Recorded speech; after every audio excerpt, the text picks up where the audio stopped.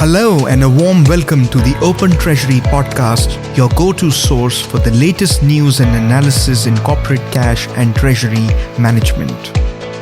This show is brought to you by CTMfile.com and the Treasury News Network, where treasury professionals learn and share the information that matters most.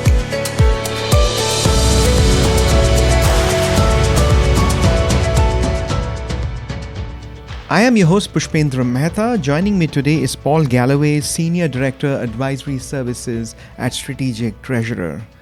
A very warm welcome to you, Paul. Thanks, Push. Good to be back. We truly appreciate your time and insights as we explore critical topics shaping the landscape of corporate cash and treasury management. In today's edition of the Open Treasury podcast, we shall discuss 4 topics, namely key technologies shaping corporate treasury and their influence on treasury management systems, Swift's 10 takeaways from Sibos 2024, global economy forecast for solid growth in 2025 despite trade uncertainty, and finally, digital wallets and open banking set to dominate payments in 2025.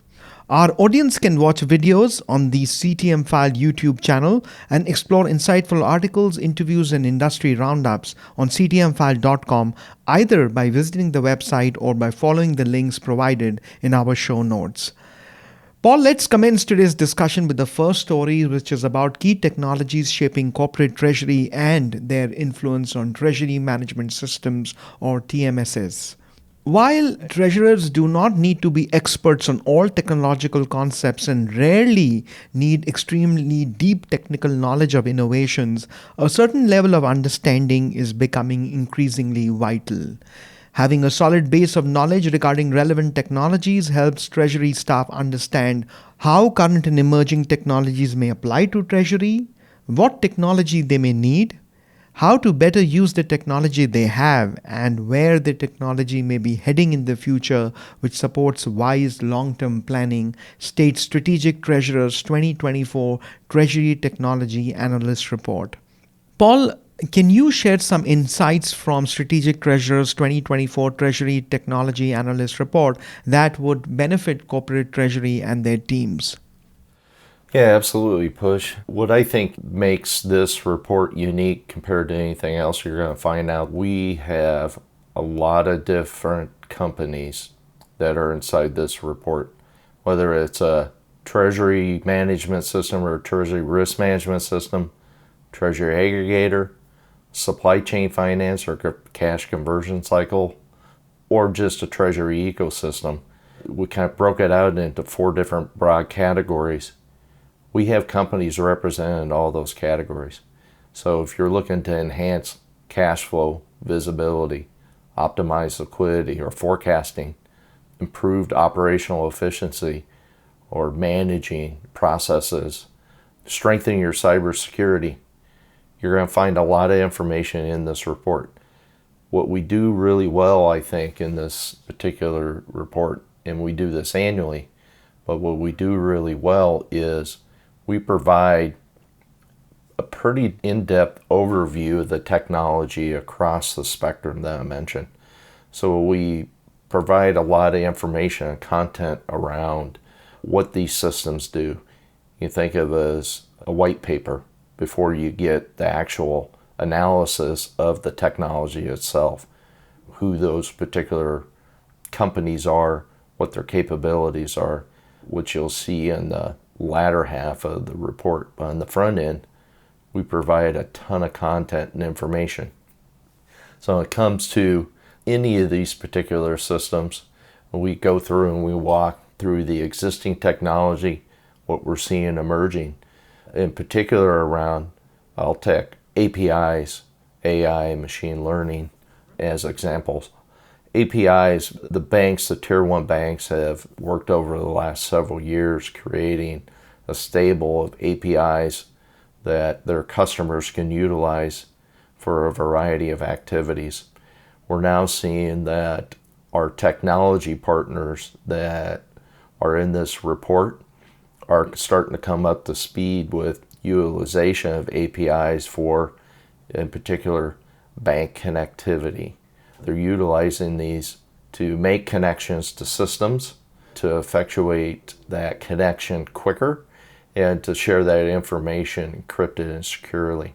When it comes to artificial intelligence and machine learning, what we're seeing is that treasurers are starting to utilize this technology more. We're seeing an increase in who's currently using it, but also over the next several years, who's anticipated to use it.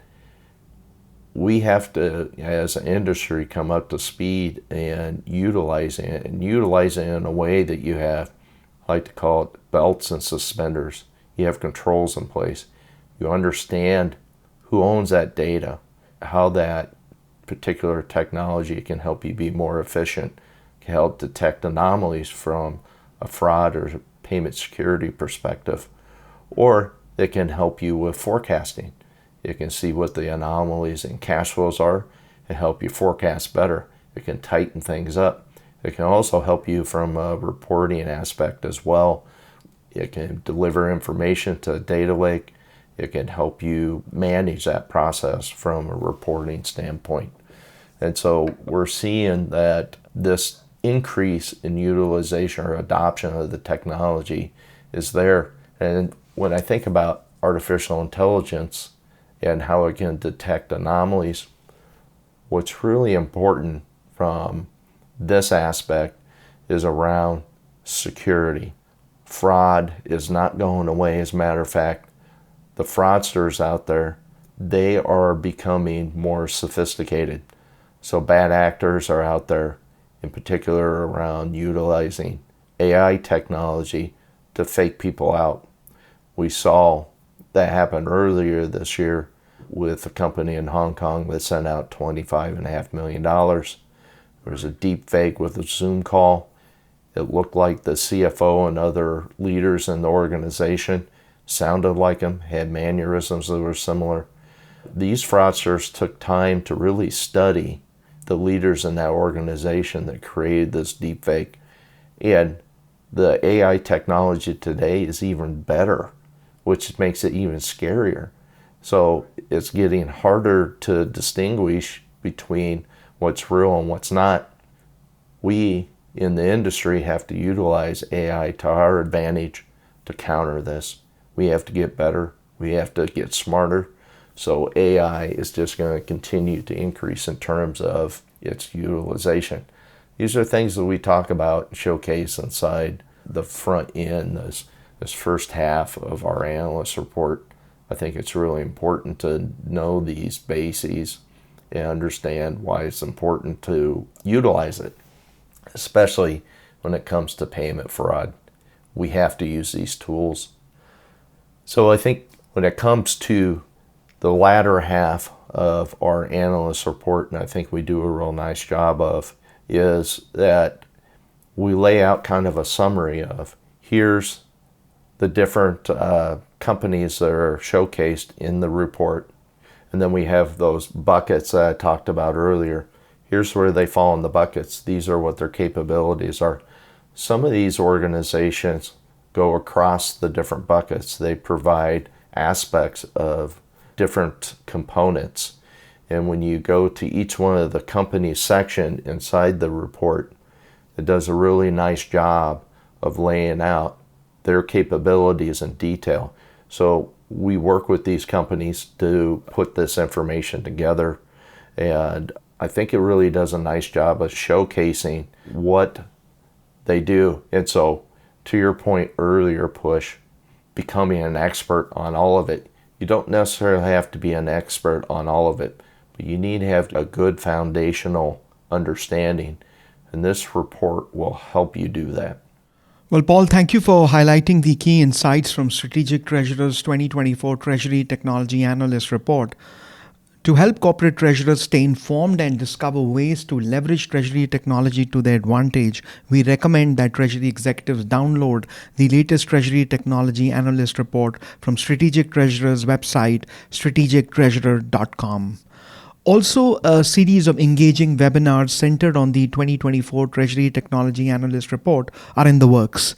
Keep an eye on Strategic Treasurer's website as the date approaches to secure your spot and stay ahead in the Treasury tech space. Let's now shift our discussion to the second topic, which is about Swift's 10 takeaways from Sibos 2024. Sibos 2024 saw 4 days of talks and expert insights as the global financial community gathered in Beijing to unpack the latest trends shaping the industry. A common theme was connecting the future of finance, and in an era defined by change, working together to maintain a strong, integrated financial ecosystem is more important than ever. Swift's top 10 takeaways from Sibos 2024 are: first, embedding Swift services can enhance payment experiences. Second, meeting the G20 targets requires public and private sector collaboration. Third, new tech means more options and the need for interoperability. Fourth, ISO 20022 is already bringing benefits. Continued momentum is key. Fifth, AI is transforming the fight against financial crime. 6. As digital assets grow, evolving existing infrastructure remains key. 7. Collaboration is needed to take local verification of payee global. 8. Automation is critical for navigating T+1. 9th, digital payments can drive ESG impact. And 10th, digital transformation is accelerating in trade finance. Paul, from a corporate treasury perspective, which key takeaways from Sibos 2024 would be most relevant to focus on? Yeah, Push, there's a lot to unpack here. I'll try to hit on the ones that I think are, most relevant from a treasurer's perspective. The first thing I want to note is when it comes to embedding Swiss services, I think there is definitely a big move around here. And you think about Swift and their global payments innovation initiative that they have, I think it's really important. So the embedding of Swift from front end channels to back end, I think will help with the operational efficiencies. I think there's some definite benefits associated with that. So this embedding is something that I think organizations should keep an eye on. When we think about meeting the G20 targets, what was interesting is that 90% of payments on Swift reach beneficiaries within an hour. So that's pretty fast. I mean, it's flowing through 90%. That's a lot, right? 90% of all. And Swift is huge. It's utilized everywhere. So I think continued collaboration, I think, is going to be important. When it comes to interoperability and we think about cross-border payments, Swift has already demonstrated that you can utilize blockchain technology for cross-border payments. And this innovation to set things up for changes of payment rail and what's being utilized, in particular central bank digital currencies, which in the US is slower adoption or movement towards that, where you get over into other countries overseas, in particular in Asia, you're finding that central bank digital currencies are becoming more accepted. Being able to transfer those, having that ability, I think, is really important. It's going to become more and more important because countries are going to move that direction. And whether you agree with it or disagree with it, it's just the reality of what's going to happen. Innovation's happening. Use of new technologies is happening. It's changing. Used to be that you were exchanging gold and silver. Then it went to paper certificates. And now we're utilizing our phones, our watches, and cards, bank cards. And now we're transitioning from there to use other sources of value for exchange, whether it's cryptocurrency or digitized or tokenized currencies. So that's pretty big.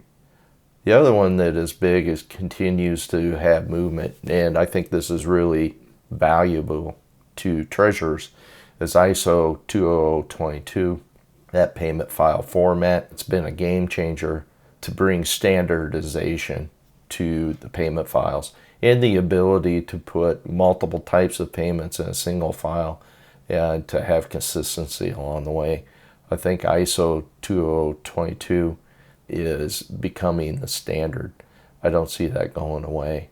They also talked about the use of AI to fight financial crime. Talked about that earlier. There needs to be a focus on that, and there's definitely a focus there. Those are some of the things that I think are most important, but the takeaway that I got out of this article, where I think SWIFT is really leading, is on the collaboration to really effectuate some of these changes and prepare us on a global basis for the things that are coming online. So it's today and into the future. And they're working to solve some of these challenges that we're facing out there, especially from a Treasury perspective.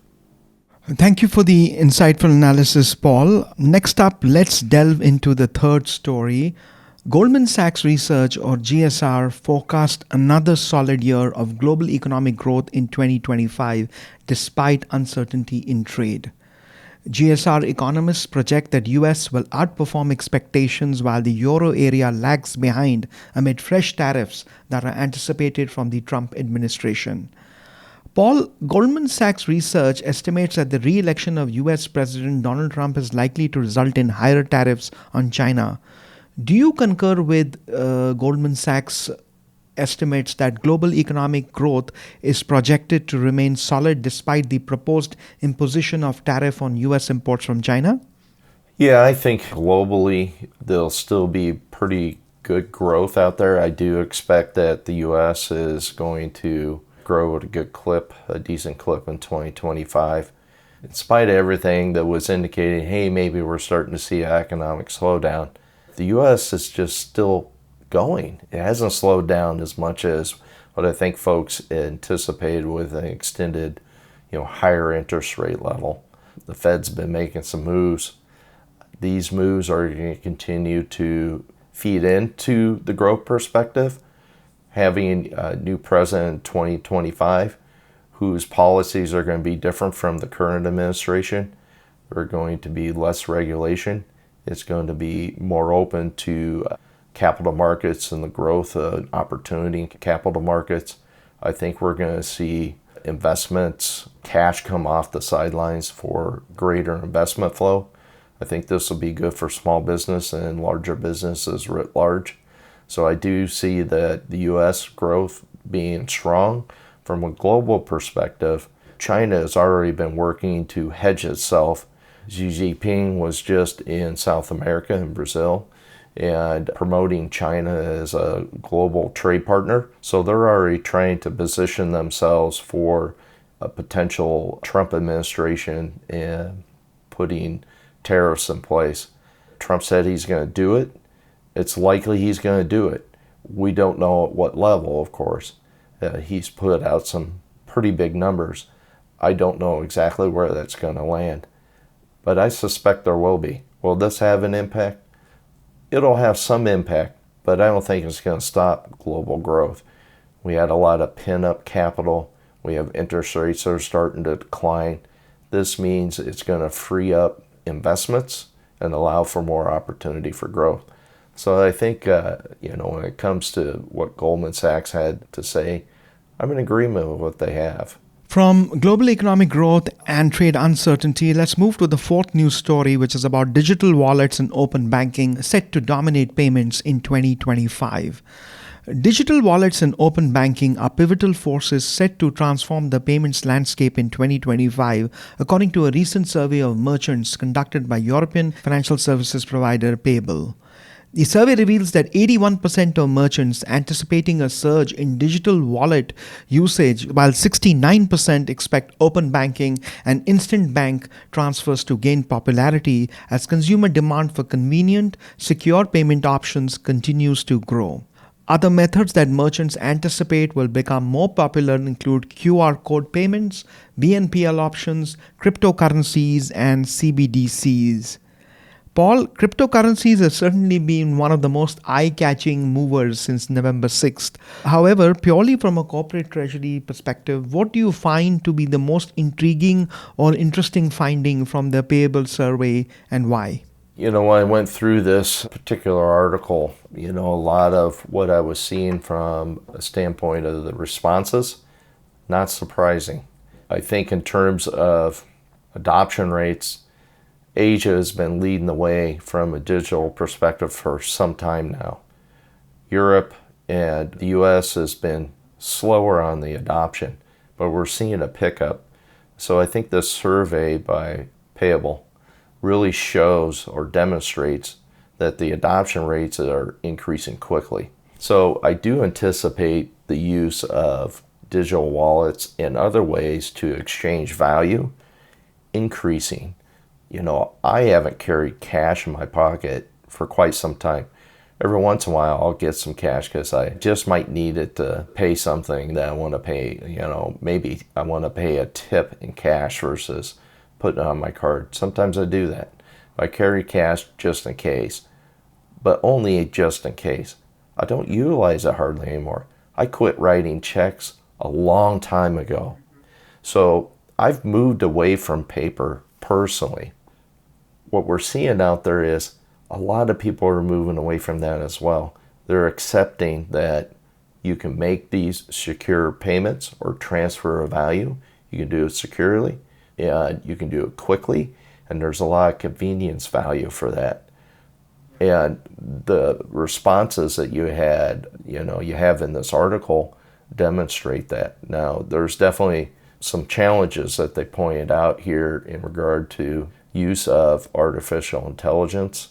I think there's still a lot that organizations and people such as myself are learning about AI, and it continues to evolve over time. So I think as this technology continues to evolve and people get better understanding, I think AI is going to become a bigger component of the way payments are effectuated, which is going to allow for new ways of transacting. The fact that I can use my phone and my watch today, my smartwatch, to make payments. You asked me 5 years ago if I was going to do that, I would say, no, I'm not going to do that. But I can do that now, and it's like, wow, this is like really easy. I don't have to hardly do anything. I have to pull anything out of my pocket. I can just take my watch or my phone and tap, and boom, I'm gone. Those are big advances, and I don't expect it to slow down. The thing that is unique about this particular article is around the cryptocurrencies. They're becoming more accepted. The question is what's the underlying value that's associated with that? Is it driven by something that it's indexed to? Maybe it's a stable coin. It's tied to an index, a US dollar or something else, a currency value? Or is it Bitcoin? There's a perceived value that's out there. There's a market that's driving that value. There's nothing backing that value. It's just a perception of value and what people are willing to send and receive in exchange for that particular use of that cryptocurrency. So I think there's some things around that organizations are still working with or working through those challenges of how they might accept or not accept those. There could be, we're willing to accept this, but we're not willing to accept that. So as organizations or companies or treasurers start thinking about the use of digital currencies or digital assets or cryptocurrencies as a value or a way to manage cash flow, preparation for that, there's challenges to that. So I think that's a little bit slower than what we're seeing from use of digital wallets or digital pathways to make payments. So a little bit different when it comes to that.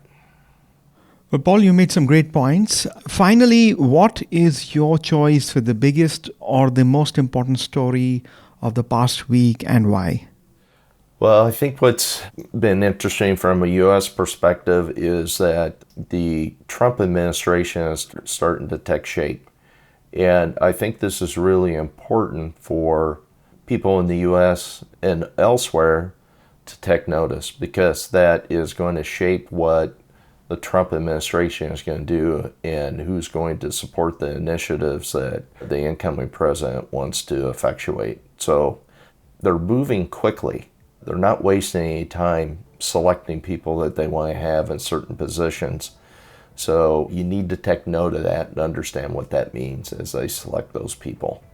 Well, Paul, we've come to the end of this podcast episode. Thank you ever so much for your informative analysis and your time. We would also like to thank our CTMfile audience for joining us on this edition of the Open Treasury podcast. Please subscribe and look in the show notes for the article links. Thank you and have a fabulous week. This podcast is provided for information purposes only, and statements made by CTMfile or guests on this podcast are not intended as legal, business, or consulting advice. For more information, visit ctmfile.com.